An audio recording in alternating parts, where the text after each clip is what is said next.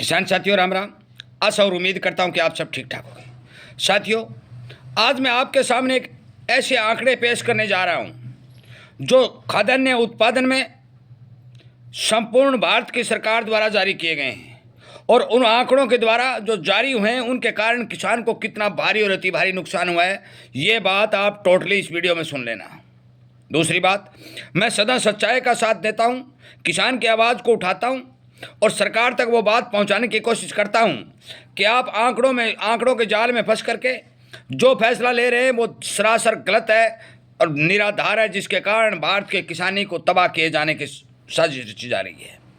मैं बता देना चाहता हूं कि जिस भी किसान साथी को संपूर्ण जानकारी चाहिए, सच्ची जानकारी चाहिए, वो इस चैनल को फॉलो करे, इसके साथ जुड़े, सब्सक्राइब करे और अनेक किसानों को भी ये बात शेयर करे कि आज मौके के ऊपर जो किसान को भाव नहीं मिलने का कारण जो है वो क्या दिखाई दे रहा है। संपूर्ण आंकड़े में आपको एक एक चीज़ के देने जा रहा हूँ, गौर से सुनिए, उसके बाद में विचार करिए। मैं लगातार किसान की आवाज़ उठाने के लिए काम कर रहा हूँ, ऐसे ही नहीं कर रहा हूँ। मैंने एक बीड़ा उठाया कि हर किसान को जागरूक किया जा सके, उसे ही इस बात का पता होना चाहिए कि हमारे लिए हो क्या रहा है। इसलिए सुनिए, पहले आंकड़े सुनिए और उसके बाद में मैं बताऊंगा कि ये सिस्टम चलने जा रहा है। साथियों, एक तरफ भारत के अंदर रिकॉर्ड उत्पादन होने की बात कही जा रही है कि भारत ने विश्व का रिकॉर्ड तोड़ने जा रहा है। साथियों, मैं सुनाने जा रहा हूँ 2022 और 23 के अंदर सारे देश का उत्पादन 3.10 करोड़ मिलियन टन, 23 और 24 के अंदर 3 करोड़ 32 करोड़ मिलियन टन और 24 और 25 के अंदर 3.37 करोड़ मिलियन टन के आंकड़े सरकार तक पहुंचाए गए हैं। अब सुनिए कौन सी जिन्स के कितने कितने उत्पादन की बात कही गई है। तुअर 36.24 करोड़ टन, चना 111 करोड़ टन, देखना, मूंग 42.44 करोड़ टन, गेहूं 1133 मिलियन करोड़ टन, चावल 150 मिलियन टन, मोटे अनाज 569 करोड़ टन, मक्का 3.70 करोड़ टन, तिलहन 4.3 crore tonne, soybean 131 crore tonne, मूंगफली 119 करोड़ टन, सरसों 127 करोड़ टन, गन्ना 45.46 करोड़ टन और मक्का 3.77 करोड़ टन। ये रिकॉर्ड सरकार के पास भेजा गया है। अब आप अनुमान लगाइए कि जो आंकड़े सरकार वैसे जारी करती है उसमें सरसों की बता दूं मैं आपको। सरसों के अंदर 110 और 112 लाख बोरी का जो अनुमान लगाया गया था और इसमें 110 में तो 1 करोड़ 1 लाख टन बनता है, तो इसमें लगाया गया 127 करोड़ टन। ये ध्यान रखने वाली बात है। इतने भारी भरकम का उत्पादन का आंकड़ा सरकार को यदि मिल गया और देश के अंदर इतना माल मौजूद था, तो फिर गेहूं और चावल के ऊपर निर्यात रोक क्यों लगाई? देश के अंदर आवश्यकता की से ज़्यादा अनाज यदि पैदा है तो फिर निर्यात पर रोक क्यों लगा रखी है? नंबर एक। नंबर दो, यदि आपके पास 111 करोड़ टन चना है, आपने उत्पादन कर लिया है, तो फिर बाहर से ऑस्ट्रेलिया से चना क्यों मंगवाया जा रहा है? आपके पास 131 करोड़ टन सोयाबीन है, तो फिर अमेरिका से सोयाबीन क्यों मंगाई जा रही है? मैं सरकार से सवाल बनते हैं साथियों।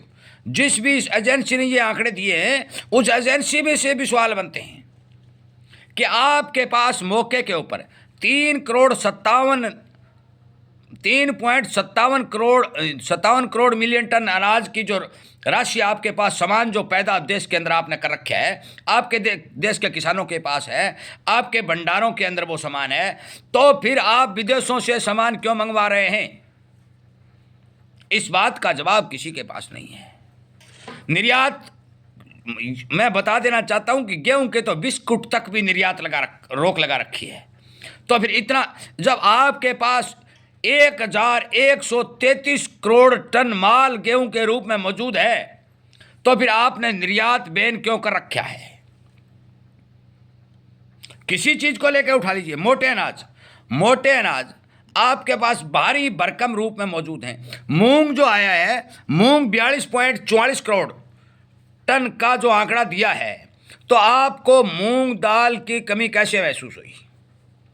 साथियों, ये जो झूठे आंकड़े सरकार को दिए जाते हैं, इन आंकड़ों के कारण सरकार को वास्तविकता का पता है कि इतना माल भारत में नहीं है, क्योंकि नरमा के उत्पादन के बारे में मैंने एक बार बताई थी कि तमिलनाडु में जो मीटिंग हुई उसके अंदर 232 लाख और 240 लाख गांठ का उत्पादन होने का जिक्र हुआ। उसी टाइम सरकार ने फ्री ड्यूटी आयात को मंजूरी दे दी, क्योंकि सरकार को इस बात का पता था कि 350 लाख गांठ के लगभग भारत को रुई की जरूरत पड़ेगी, और अभी से यदि इस आयात के ऊपर ड्यूटी वगैरह लगा देंगे तो फिर वो कमी पूर्ति नहीं हो सकेगी और कॉटन के भाव बढ़ जाएंगे। उन भावों को दबाने के लिए समय से पहले ही फ्री ड्यूटी सामान भारत के अंदर आने लग गया। चने के ऊपर 10% ड्यूटी है। जब आंकड़े ये कह रहे हैं कि चना 111 लाख टन आपके पास है, तो फिर 10% के ऊपर चना ऑस्ट्रेलिया का भारत में क्यों आ रहा है? एक जहाज पहले भर के आया, पिछले साल आए तो आए, इस साल एक जहाज पहले भर के आया, वो 40,000 टन माल लेके आया। 5 तारीख को एक जहाज 30,000 टन माल लेकर पहुंच रहा है, 17 तारीख को फिर एक जहाज 30,000 टन माल लेकर पहुंच रहा है। तो मतलब और मकसद क्या है साथियों? इसीलिए कहता हूं कि सोशल मीडिया पर किसान की आवाज को उठाइए, समझिए कि किसान के साथ धोखा कितना बड़ा हो रहा है। अरे इतना भारी भरकम अनाज किसान ने कब पैदा कर दिया, कहां कर दिया? झूठा विकास, झूठा उत्पादन, सारा का सारा झूठ का पुलिंदा बांध करके दिल्ली की कुर्सी के पास रख दिया जाता है, और दिल्ली की कुर्सी धरातल की सच्चाई को न सुन करके उस पुलिंदे को पढ़ करके फैसले ले रही है। और जब वो फैसले ले रही है, उन फैसलों से सरासर किसान को नुकसान हो रहा है। बड़े बड़े एक्सपोर्टरों, बड़ी बड़ी कंपनियों और बड़ी बड़े मलाईदारों को फायदा हो रहा है। ये बात समझनी पड़ेगी साथियों।